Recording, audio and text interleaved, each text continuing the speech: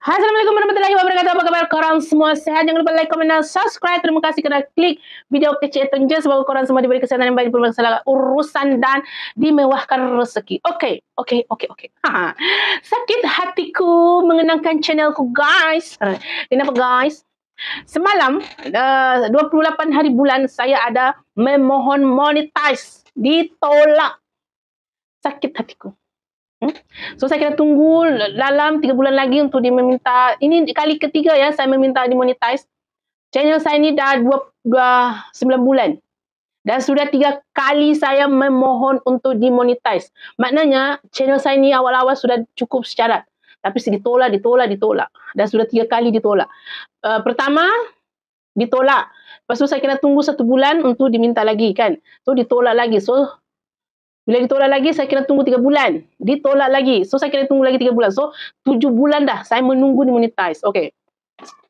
Yang pertama itu memang silap saya sebab saya tak edit saya punya channel.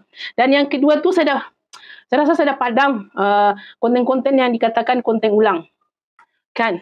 Lepas tu, bila kali ketiga saya memohon, saya rasa semua saya punya konten yang original, saya punya konten, ada konten reaction daripada drama-drama, adalah beberapa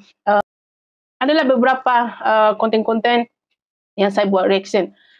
Dan semua kalau ikutkan, semua tu adalah konten original saya sendiri. Tapi tetap juga dikatakan itu adalah konten ulang. Katanya saya ambil daripada sosial media, tapi saya tengok orang-orang yang buat reaction ni sama je semua.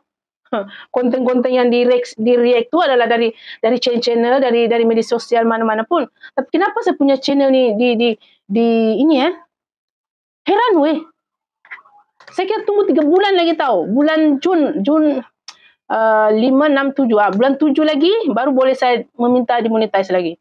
Apakah saya harus padam semua video saya yang ini? Walaupun video original saya sendiri? Ish. Kenapa teruknya? Saya sepatutnya kalau ikutkan dah dimonetize. Iyalah sebab dah 3 kali minta dimonetize. Ditolak. So solusi dia apa? Solution. Adakah saya harus betul-betul clearkan semua video yang ada di dalam tu semua? Walaupun itu semua original sebenarnya. Cuma disebabkan saya mereact satu video, adakah itu sebenarnya yang dia buat jadikan sebagai konten ulang? Tapi saya tengok orang reaction benda-benda yang dari media sosial juga pun. So, saya rasa jalan yang paling selamat adalah buang semua video-video, tak kira lah original, tak original. Buang semua. Saya betul-betul kena memulakan video yang tanpa ada elemen-elemen lain dalam video. Macam saya buat ni, saya tak perlu letakkan apa-apa gambar dan sebagainya, tak perlu. Mungkin itu barulah betul-betul original. Sebab kalau lagu-lagu pun, saya rasa tiada weh. Video-video yang bercakap macam ni, kebanyakan semua saya tak letak lagu pun. Saya bercakap macam ni je lah. Tapi kenapa dibuat konten ulang? Ini yang saya mengherankan.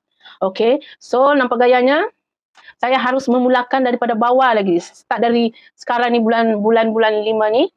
So saya ada masa 3 bulan saja untuk mencapai jam tayang sebanyak 3,000 Oh my God.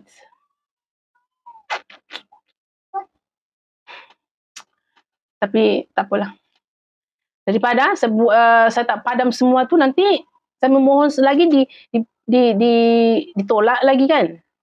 Saya akan padam yang ada macam sedikit video-video yang di dalam video saya tu yang saya tempel kadang-kadang letak di sini kan.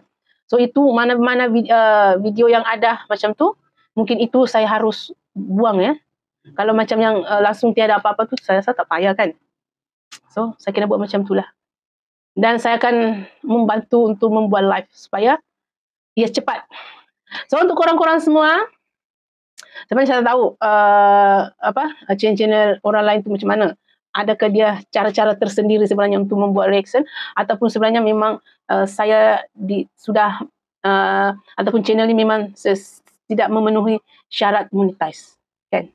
Okay, so doakan saya semoga cepat capai target 3,000 jam tayang, okay? So itu sajalah guys. Assalamualaikum warahmatullahi wabarakatuh. Bye-bye.